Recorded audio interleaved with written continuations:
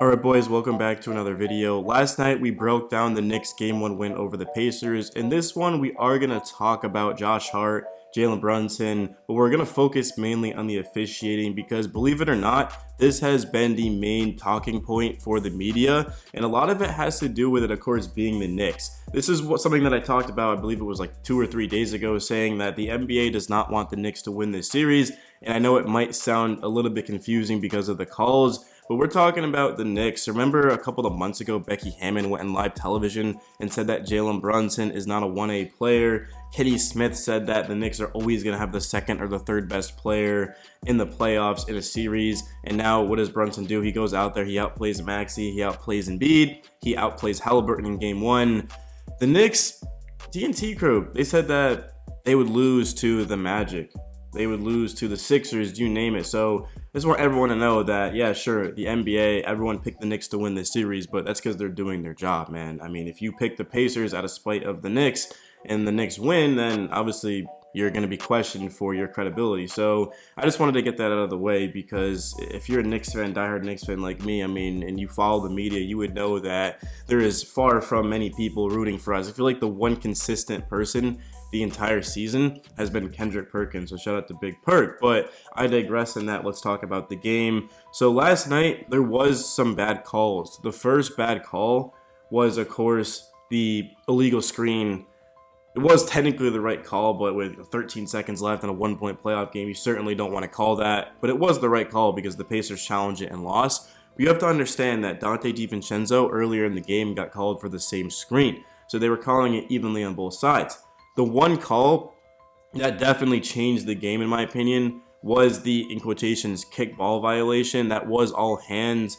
And to me, I thought that was a kickball in live time, but that was non-reviewable. That was a bad call. But remember in Game 5 against the Sixers, when Tyrese Maxey traveled into his first three. He hit 2 threes. The first one, of course, was the and-one, Mitchell Robinson. The second one, Maxey pulled up from the logo. So we're talking about the first one in that sequence. Maxey traveled, and the NBA officials after the game admitted that that was the wrong call. They should have called a travel, and if that was called a travel, the Knicks certainly would have won that game.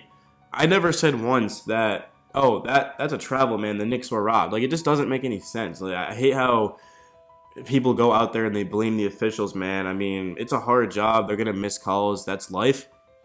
But the biggest thing in this game was not the officiating. The biggest thing in this game was Jalen Brunson versus Tyrese Halliburton. Brunson goes out there and has one of the best games of the playoffs so far. 43 points, 6 assists, 6 boards, 14 of 14 from the free throw line, 14 of 26 from the field. I mean, Brunson was spectacular in this game. Most importantly, he was clutch and he wheeled his team to a victory. Looked like the Knicks late in this game were going to lose, but Brunson just refused to let that happen. He also had to kick out off of the double team to DiVincenzo for the 3. But Halliburton, why is nobody talking about him? Like, he was 2 of 6 from the field for 6 points. He was a minus 12.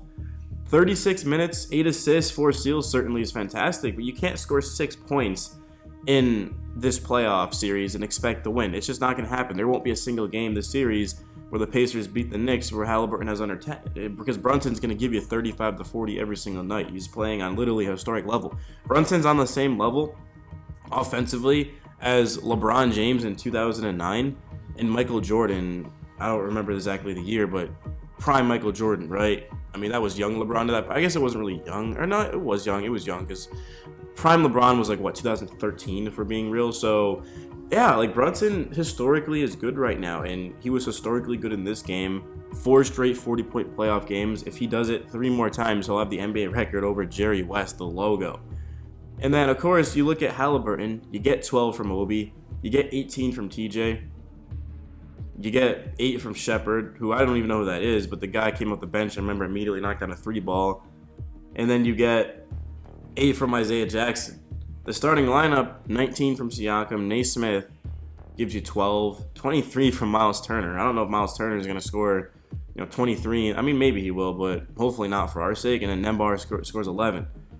Everyone for the Pacers in this game did what they were supposed to, except Tyrese Halliburton. So, like, the Pacers shot 52.3% from the field, 38.5% from 3.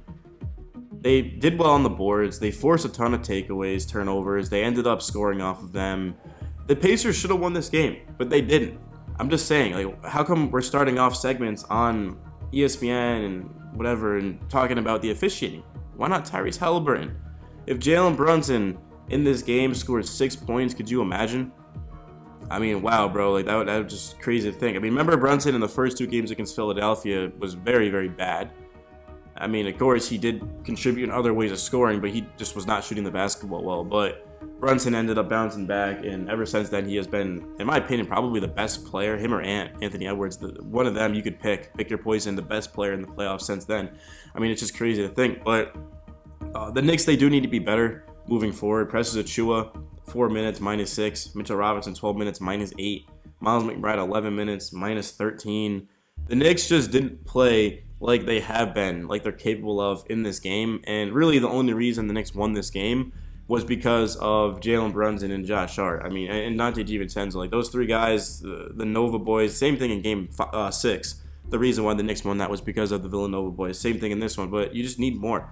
And OG was fantastic defensively. He gave it 9 boards, 4 assists, 2 steals. OG was a +12. OG was amazing in this game. If you just look at his stats, yeah, weren't as good as the Brunson, Hart, and DiVincenzo, but his defense in the final 3-4 minutes of this game was so big time. Isaiah Hartenstein knocked down a half-court shot, had 6 boards, 4 assists, 13 points, 5 and 9 shooting. It's so weird seeing Hartenstein having attempted a 3. It just doesn't happen. He doesn't shoot threes. He used to, believe it or not, and yeah, really outside of that, that's pretty much everything. Bojan Bogdanovic is out for the season. Julius Randle is out for the season. Alec Burks.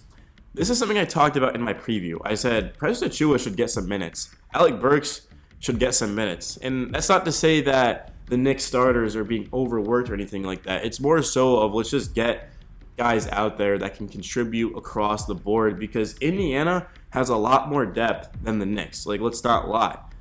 Healthy Knicks, no. But Obi, Jackson, McConnell, and Shepherd, these guys were amazing. Shepherd was a +13. McConnell was a +9. Isaiah Jackson was a +5. I mean, the guy had 3 block shots in 13 minutes. Obi was a +4. Obi was 5 of 7 from the field for 12 points in 19 minutes. So the Pacers bench absolutely dominated the bench for the Knicks. But the key thing for the Knicks is that their starting lineup dominated the Pacers, thanks to Brunson with 43, which is an outlier of that. But when you get 25 and 24 from your second and third guy, I mean, and then 13 each from it, just you don't really see that with the starting lineup. I mean, the fewest points a guy scored was 13. I mean, the Knicks, I don't know if this is sustainable. I mean, the Knicks bench is going to have to be better, but I just don't think the Knicks played that great in this game. I mean, there was a couple of players, I mean, I can't stress it enough, but overall, the Knicks did not really look that great. I mean, yeah, they shot 47.8% from 3, 53.7% from the field, but I didn't think the Knicks' defense in this game was good. They turned it over. They didn't do as well on the boards as they had been. I mean, the Knicks grabbed, 40 rebounds? The Pacers grabbed 32. So, I mean, I get that the Knicks won that by 8, but I feel like the Knicks, they can easily dominate the Pacers. The Pacers are not a good rebounding team. The Pacers also don't get to the free throw line. The Pacers took 19 in this game, and the Knicks took 26. So, yeah, I mean, I expect the Knicks to be much better in Game 2. I'm looking forward to it. That's going to be the 8th, which is tomorrow on TNT. Game 3, ESPN. Game 4, ABC. So, Mike Breen, I believe, is going to be calling Game 4. I cannot wait to see him back out there. Maybe he's calling Game 3. I don't know. Don't hold me to that. But I'm looking forward to hearing Mike Breen. This is something that I miss, too, is just hearing Mike Breen and Walt Clyde Frazier call the games. I mean, of course, if you have MSG and MSG Plus, you could have watched them in the first round, but they're no longer available. So, going to be cool to see him. Walt was in the building. So was Stephon Marbury. And some Yankees were there. I mean, it was a good game. It just sucks that the Knicks pick up one of their biggest wins in 24 years in the playoffs, and it's highlighted by the efficiency. But, I mean, it is what it is, bro. The Knicks got the win at the end of the day. That's really all that matters. Doesn't matter how they win it as long as they win, right?